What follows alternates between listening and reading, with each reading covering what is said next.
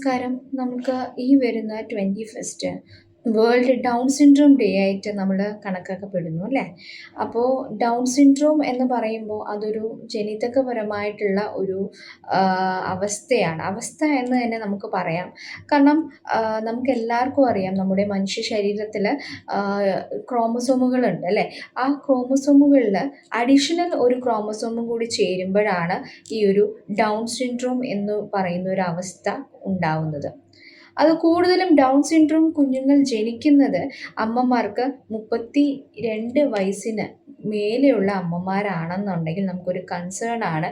കുഞ്ഞിന് എന്താ പറയുക, ഈ വക ജനിതകപരമായിട്ടുള്ള പ്രശ്നങ്ങൾ ഉണ്ടാവുമോ ഇല്ലയോ എന്നുള്ള ഒരു കൺസേൺ തന്നെയാണ്. അപ്പോൾ ഈ ഡൗൺ സിൻഡ്രോം കുഞ്ഞുങ്ങൾ അവരുടെ പ്രത്യേക തരമാണ് അവരുടെ ഫീച്ചേഴ്സും കാര്യങ്ങളൊക്കെ. അതുകൊണ്ട് തന്നെ നമുക്ക് അവരെ കാണുമ്പോൾ ഈ കുട്ടി ഡൗൺ സിൻഡ്രോം ആണ് എന്നത് നമുക്ക് ഉറപ്പായിട്ടും പറയാൻ സാധിക്കും.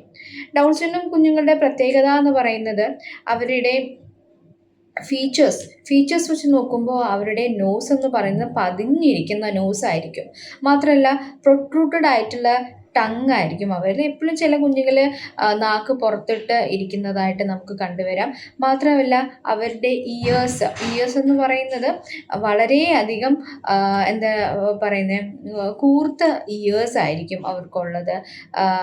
സ്ലാൻഡിങ് ആയിട്ടുള്ള ഐസ് ആയിരിക്കും അവർക്ക് കാണപ്പെടുന്നത്.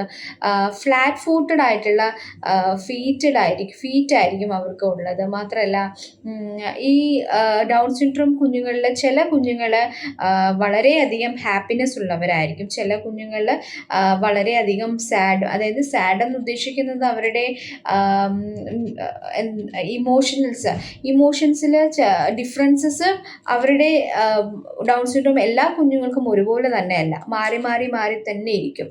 അപ്പോൾ ഡൗൺ സിൻഡ്രോം കുഞ്ഞുങ്ങൾ ഉള്ള അമ്മമാർക്കാണ് എനിക്ക് പറയാനുള്ളത്, നമ്മൾ ഈ കുഞ്ഞുങ്ങൾക്ക് ഇങ്ങനൊരു പ്രോബ്ലം ഉണ്ട് എന്നുള്ളത് നമ്മൾ ആദ്യം മനസ്സിലാക്കുക, നമ്മളത് ഉൾക്കൊള്ളുക എന്നുള്ളതാണ്. മാക്സിമം നമുക്ക് ഡൗൺ സിൻഡ്രോം കുഞ്ഞുങ്ങൾക്ക് അവർക്ക് ഉള്ള ഹെൽപ്പുകൾ നമ്മൾ ചെയ്തു കൊടുക്കണം.